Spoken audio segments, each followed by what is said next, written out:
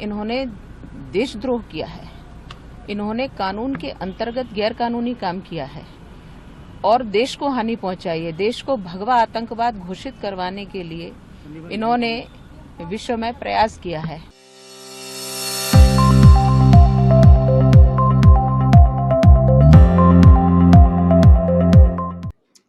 નમસ્કાર દર્શક મિત્રો, હોટલાઇન ન્યૂઝમાં આપનું સ્વાગત છે। રામ માધવની એક જાણીતી પંક્તિ છે, સત્ય પરેશાન હોતા હૈ પરાજિત નહીં। અને આજે એનઆઈએ કોર્ટે આ સાબિત કરી દીધું છે। એનઆઈએ કોર્ટે માલેગાંવ બ્લાસ્ટ કેસમાં 7 જે આરોપી હતા એ તમામને નિર્દોષ છોડવાનો હુકમ કર્યો છે।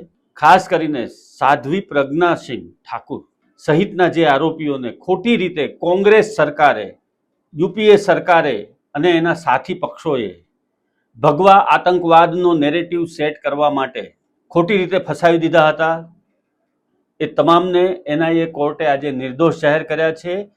સાધ્વી પ્રજ્ઞા ઠાકુર સહિત તમામ આરોપીઓએ અને એમના પરિવાર દ્વારા આ બાબતે પ્રતિભાવ આપવામાં આવ્યા છે।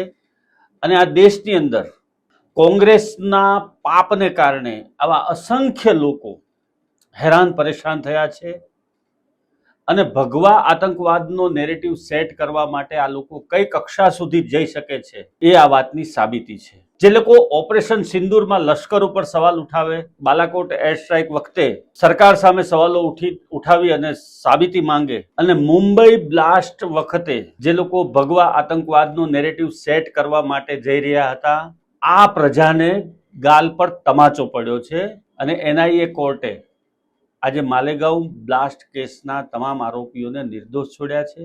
જે મોટરસાયકલ એમણે કબજે કર્યું હતું અને એવું સાબિત કરવાનો પ્રયત્ન કર્યો હતો કે આ મોટરસાયકલ સાધ્વી પ્રજ્ઞા ઠાકુરજીની છે, એ પણ સાબિત નથી કરી શક્યા કોર્ટની અંદર। આના સિવાયના અનેક એવા મુદ્દાઓ છે કે જે કોંગ્રેસ દ્વારા અને કોંગ્રેસના ઈશારે તપાસ એજન્સીઓએ અલગ અલગ રીતે એનું મૂલ્યાંકન કરી અને આરોપો ઘડ્યા હતા। એ તમામ આરોપોને એનઆઈએ કોર્ટે ફગાવી દીધા છે અને એક પણ આરોપ કોર્ટે સ્વીકાર્યો નથી અને તમામ આરોપી માલેગાંવ બ્લાસ્ટ કેસના જે હતા એમને નિર્દોષ જાહેર કર્યા છે। આવું વિગતવાર વાત કરીએ તો ગુરુવારે એટલે કે આજે એનઆઈએ કોર્ટે મહારાષ્ટ્રના માલેગાંવ બ્લાસ્ટ કેસમાં સાધ્વી પ્રજ્ઞા ઠાકુર સહિત તમામ 7 આરોપીઓને નિર્દોષ જાહેર કર્યા હતા। આ નિર્ણય 17 વર્ષ પછી આવ્યો છે। ન્યાયાધીશ A.K. લાહોટીએ કહ્યું કે એ સાબિત થઈ શક્યું નથી કે જે બાઇકમાં બ્લાસ્ટ થયો હતો તે સાધ્વી પ્રજ્ઞાના નામે હતી। એ પણ સાબિત થઈ શક્યું નથી કે કર્નલ પ્રસાદ પુરોહિતે બોમ્બ બનાવ્યો હતો અને કાવતરાના કોઈ પણ ખૂણો સાબિત થતો નથી। માલેગાંવ વિસ્ફોટ 29 સપ્ટેમ્બર 2008ના રોજ થયા હતા। આરોપી પૂર્વ ભાજપના સાંસદ એવા પ્રજ્ઞા ઠાકુર, કર્નલ પ્રસાદ પુરોહિત, રમેશ ઉપાધ્યાય, અજય રાહિરકર, સુધાકર ચતુર્વેદી, સમીર કુલકર્ણી અને સુધાકર ધર દ્વિવેદી કોર્ટમાં આજે હાજર રહ્યા હતા। આ જે બ્લાસ્ટ થયો એમાં લગભગ 6 વ્યક્તિઓના મોત થયા હતા અને 101 થી વધારે લોકો ઘાયલ થયા હતા। આ વિસ્ફોટ પાછળ હિન્દુ રાઇટ વિંગ સાથે સંકળાયેલા લોકોનો હાથ હોવાનું એસ્ટાબ્લિશ કરવાનો પ્રયાસ કરવામાં આવ્યો હતો અને આ કેસની પ્રારંભિક તપાસમાં મહારાષ્ટ્ર એટીએસ દ્વારા 2011માં આ કેસને એનઆઈએને સોંપવામાં આવ્યો હતો અને 2016માં એનઆઈએ ચાર્જશીટ દાખલ કરી હતી। 3 તપાસ એજન્સીઓ અને 4 ન્યાયાધીશો અત્યાર સુધીમાં બદલાયા છે અને આ ચુકાદો 8 મે 2025ના રોજ આવવાનો હતો, પરંતુ બાદમાં તેને 31 જુલાઈ સુધી અનામત રાખવામાં આવ્યો હતો। કર્નલ પ્રસાદે એવું કહ્યું હતું કે સામાન્ય માણસનો ન્યાય વ્યવસ્થામાં વિશ્વાસ પાછો આવ્યો છે। એનઆઈએ કોર્ટમાં લેફ્ટનન્ટ કર્નલ પ્રસાદ શ્રીકાંત પુરોહિતે કહ્યું કે મને મારા દેશ અને સંગઠનની સેવા કરવાની તક આપવા બદલ હું તમારો આભાર માનું છું। જેમ હું આ કેસમાં ફસાતા પહેલા કરી રહ્યો હતો, હું આ માટે કોઈ એજન્સીને દોષ નથી આપતો, પરંતુ તપાસ એજન્સીઓ ખોટી નથી, તેની અંદરના લોકો ખોટું કરી રહ્યા છે અને ન્યાય વ્યવસ્થામાં સામાન્ય માણસનો વિશ્વાસ પાછો આવ્યો છે, એ બદલ હું આપ સૌનો આભાર માનું છું। જોકે એની સામે બ્લાસ્ટ પીડિત અહેમદ અંસારીએ એવું કહ્યું હતું કે મને ચુકાદો સાંભળીને દુઃખ થયું છે। માલેગાંવ વિસ્ફોટ થયો છે અને લોકો ઘાયલ થયા છે। અમારા વકીલ શાહિદ નવીન અંસારી ના જણાવ્યા પ્રમાણે અમે એનઆઈએ કોર્ટના આ નિર્ણયને પડકારીશું. અમારા પ્રમાણિક અધિકારી હેમંત કરકરે સાહેબ એનઆઈએ કોર્ટમાં પુરાવાનો પર્દાફાશ કર્યો હતો.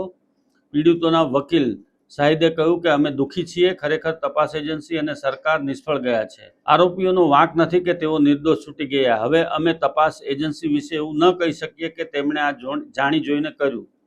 કોર્ટે સ્વીકાર્યું છે કે વિસ્ફોટ થયો હતો, તેથી તેણે પીડિતોને વળતર આપવાનો આદેશ આપ્યો છે.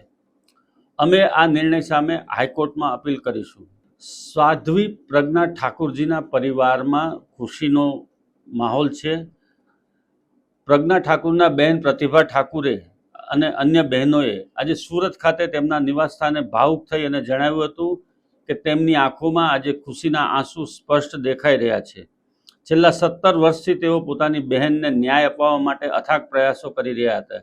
જ્યારે પ્રજ્ઞા ઠાકુર જેલમાં હતા ત્યારે પ્રતિભા ઠાકુર તેમને માનસિક અને આર્થિક રીતે મોટો ટેકો આપ્યો હતો. પરિવારના સભ્યોએ એકબીજાને મીઠાઈ આપી અને આ ચુકાદાને આવકાર્યો છે.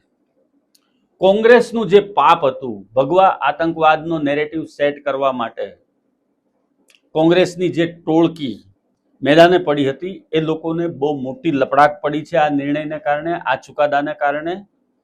સૌથી મહત્વની વાત એ છે કે જે લોકો ઓપરેશન સિંદૂર ઉપર અત્યારે સંસદમાં અને રાજ્યસભામાં સરકાર સામે સવાલ ઉઠાવી રહ્યા છે, એ લોકોએ 2008ના મુંબઈના એટેક ઉપર એવો નેરેટિવ સેટ કરવાનો પણ પ્રયત્ન કર્યો હતો કે આ ભગવા આતંકવાદીઓનું કૃત્ય છે અને હિન્દુઓએ જ મુંબઈ ઉપર હુમલો કર્યો છે. પરંતુ સદનસીબે કસાબ ઝડપાઈ ગયો અને જીવતો પકડાયો. એના ઉપરથી આમાં પાકિસ્તાન કનેક્શન ઓટોમેટિકલી એસ્ટાબ્લિશ થઈ ગયું અને ત્યારબાદ જે વાત સામે આવી એ બધી જ વાતો આપ સૌ જાણો છો. માલેગાંવ બ્લાસ્ટ કેસમાં નિર્દોષ જાહેર થયેલા આ તમામ 7 વ્યક્તિ સામે હજી પણ ઉપલી કોર્ટનો સામનો કરવાનો બાકી છે અને એ પણ એક પડકાર રહેશે. પરંતુ એનઆઈએ કોર્ટે આપેલો ચુકાદો ખૂબ મહત્વપૂર્ણ સાબિત થયો છે. ધન્યવાદ મિત્રો. આવા જ પ્રકારના વિડીયો જોવા માટે આપ અમારી હોટલાઇન ન્યૂઝ ચેનલને લાઇક કરો, શેર કરો અને સબસ્ક્રાઇબ કરો.